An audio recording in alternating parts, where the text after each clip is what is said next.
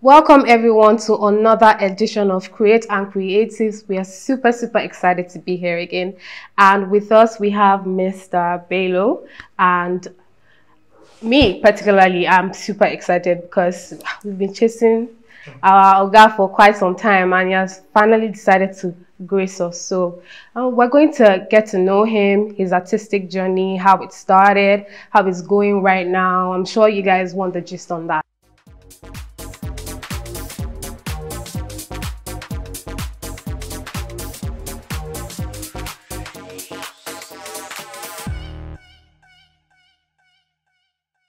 So without further ado, Mr. Bello, please can you introduce yourself to us? Tell us a little bit about your background and how you got drawn into the world of graffiti, basically. So basically, the art journey, I would say, has been challenging, right?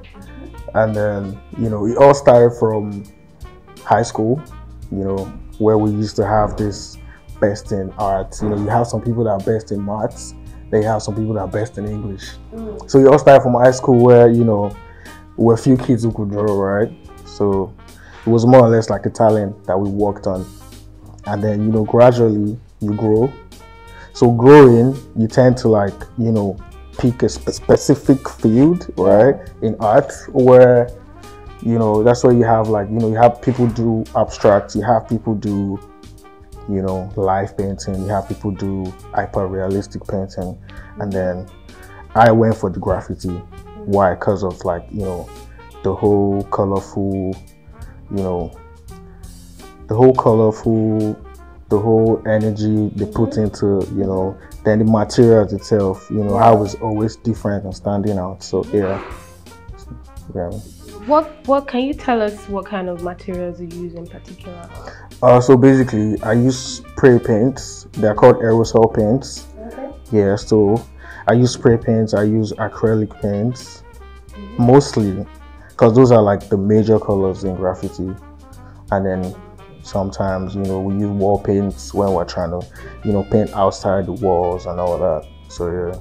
Yeah, that's awesome to know, because I've always wondered what type of material. I just know that they use spray cans, but I do know that some people use some different kind of materials extra to the spray paint. So you mentioned about it all starting in high school for you. Can you tell us the first piece that you created, and, you know, what inspired it? Well, how was the experience like? How did you feel when you know, finished painting and you're like, damn, at least this is actually dope, and I think I want to further in this? Okay, so I mean, you know, we have art teachers, right?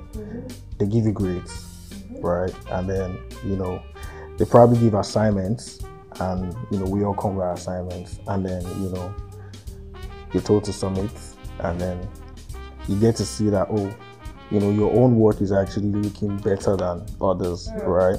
So at the end of the day, you get your score and you're like, oh, I'm actually good at this, right? Let me keep it going. And then you have your, you know, fellow colleagues, and they're looking at you like, oh, you have one special power, right? Because why is everybody getting 5, 2, and you're getting like 9, 8? So yeah, you'll start from there. That king power. These guys have you draw, that kind of thing. Yeah. I mean, me back in school, the only thing I was good at is biology. I used to draw for my guys, and I used to collect like 50, 100. That was my own assignment skill. And we all did that. I did. We all know that graffiti is a public form of art, but recently graffiti has been so diverse, and I know that you've been very diverse with, you know, your style of art. So can you tell us about that? So, you know, I think the model for graffiti is urban art, basically, and then under urban art you have graffiti and street art. So basically, graffiti started as more or less like vandalism, you know, more like, you know, people trying to speak up, you know, taking spray cans, being rebel. do you understand me? And then street art was more of the, you know, people expressing themselves on like given surfaces, right? So you have creative people just come out and then probably have, like, let me say for example, skate park, you have skate parks, like, you know, talking about the Western world, or, you know, you have people who skate and then they have spray cans in their bag and they just do something. So that was where the whole street art thing started from. All right, so I mean, like, it grew gradually, and then, you know, we have artists now that instead of them doing these things outside, they rather do them on canvases, right? And then now you can now show people in gallery spaces. You know what I'm saying? So yeah, that's the growth for graffiti, basically. Yeah, but I think I first encountered graffiti on, in movies. I did see them as a public form of art, but then I loved them more on clothing. Like, I loved to purchase clothes that had like graffiti style on them. Yeah, and I think at some point when I first, you know, knew about you, it was something you were really into. Tell me, how was that for you? So, I mean, it was more or less like, you know, me expressing myself on clothing, right? You know, it was challenging, right? Because at first I didn't really know what materials to use till, you know, had to like dig into it, right? So, I mean, the whole process, to be honest, was actually very interesting, you know, because, you know, having to be able to like paint on clothes that people can purchase and wear, so it was actually really fun. Right? Yeah, so I think some of them later became merch, like along the way, working on major projects like that. Yeah, I'm sure it was quite fun. When I went for some of the street art exhibitions, and I just saw the joy in people, you know, looking into your clothing line and all of that. It was quite awesome. What is the most major project that you've ever worked on, and how was that like for you? To be honest, I don't think I have like a major project yet. Yeah, but I have like, you know, a few projects I've done that, you know, were quite a little bit challenging. Let's say when I painted on a Benz that wasn't mine, alright? It was a new Benz actually. So, you know, I had to like contact the owner and then all that. And it was like, oh, you just got one Benz, I should pick it up and paint on it. So it was scary, right? Because I don't have money for Benz, right? And it was like, oh, you can just paint on it. So that type of stuff was like very challenging. I'm sure you're like, what if he doesn't like it? It don't be with that. Do you understand? So, I mean, it was actually fun. Yeah. So have you collaborated based on graffiti as a public form of art? Have you collaborated with other graffiti artists, you know, to create something amazing? Oh yeah, definitely. We have like, you know, major guys here as well. Not too much, but then like a few of them, like the likes of Drakey. Yeah, so like, you know, we come together to create. You know, we come together to share ideas, you know, on how we can make the whole graffiti, you know, community, like a major thing, so I mean, it's coming together soon enough. So. Yeah, I'd love to experience that. You guys should do something spectacular. We're working on an exhibition, like a serious one. We're basically just looking for like, you know, solid people, like-minded as well. So yeah. Yeah, looking forward to that. What do you think about technology in the world of graffiti? To start with, I think technology and graffiti, let me see. Let's say, you know, when it comes to like bigger projects, like imagine painting skyscrapers and all that. So, you know, it won't be easy for the artist to like, you know, sketch. But you know what I'm saying? So this is where technology comes in. We have like projectors that can just project what we want to do.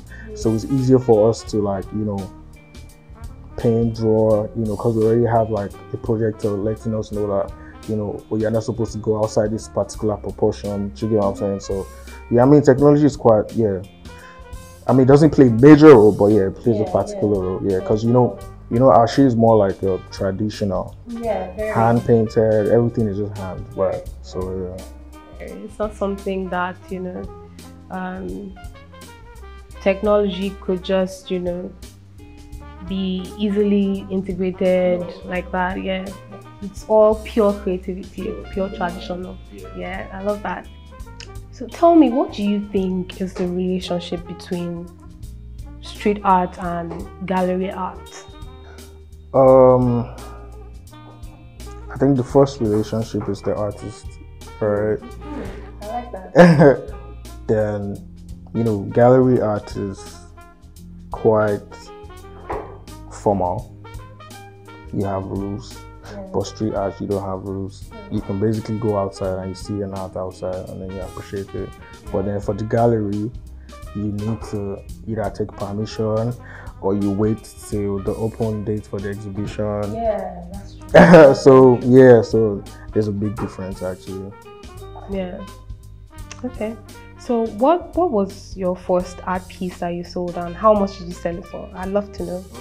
I sold my first piece for 10,000 naira, 2016. Right. I mean, that was like the first start. Yeah, that was the first. 2016, 10K was actually enough.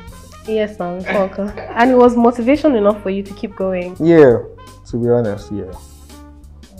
That's really great. I mean, I'm happy that that person bought the artwork and we have so much, more from you as a graffiti artist. I think should I just consider that as part of the journey because it's not everybody that thinks you be successful with the whole art thing, with the whole Nigerian mentality, right? So people that actually buy your pieces are very important people.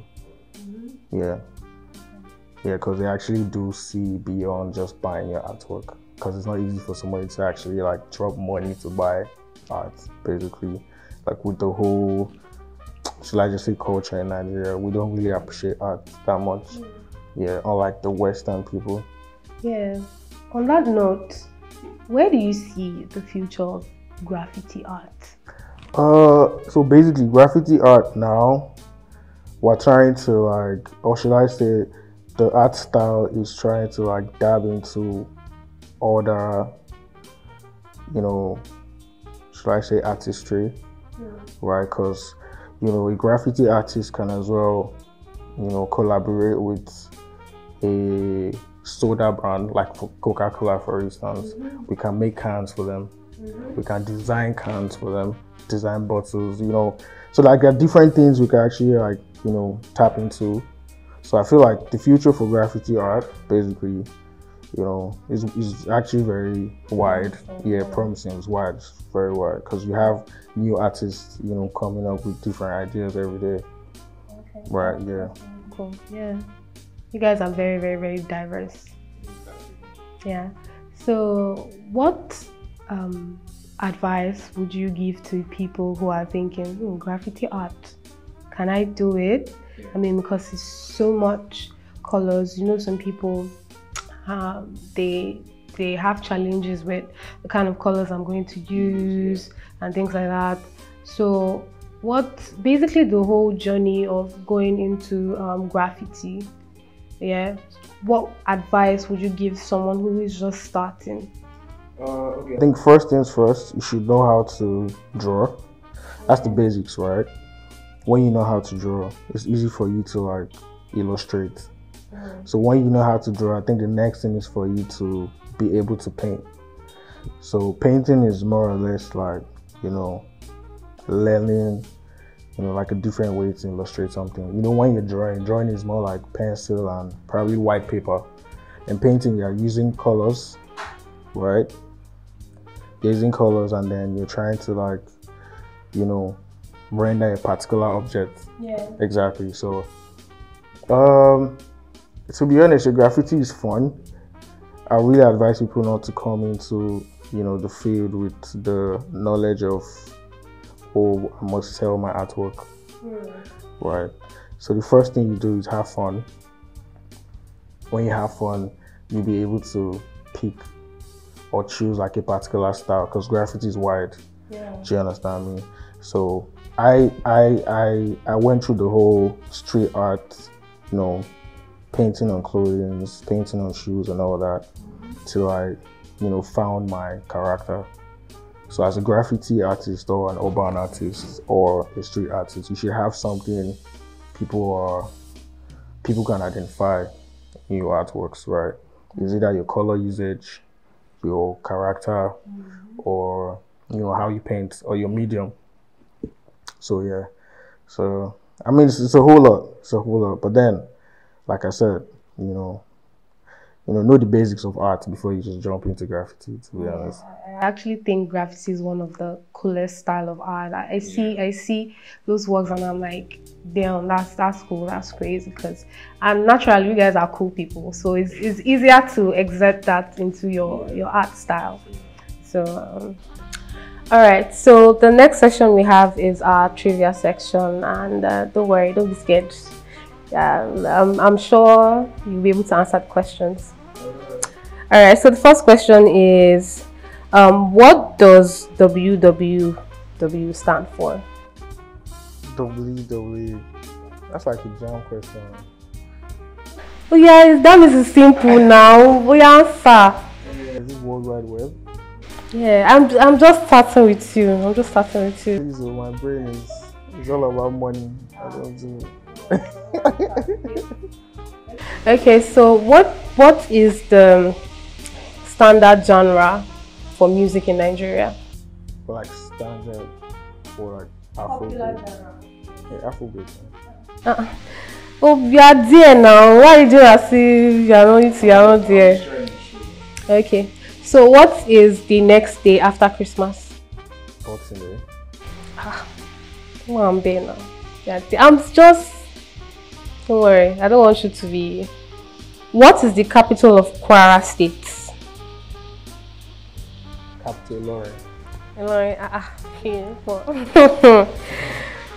Whose face is on the 20 naira notes? Yeah, that's tough. 20 bucks, who's that? Is it Morikawa? No. You actually read this movie. You know your stuff now. You say you're not a Nigerian. I'm asking you questions about Nigeria. Yeah. That was about money. That was about money. 20 naira. There's no 20 naira. I wanted you to, lost for a minute, but then you're there. Alright everyone, that's it for this episode of Creath and Creatives. I'm sure you were super excited to see BelloColorThug on the show. I was super excited to have him on the show. It's been a while, I've been going to his exhibitions and street fairs, so it was really awesome to have him, on the show here with me. I'm sure we're all looking forward to the next creative we're bringing on the next episode, so look forward to meeting you guys. Thank you.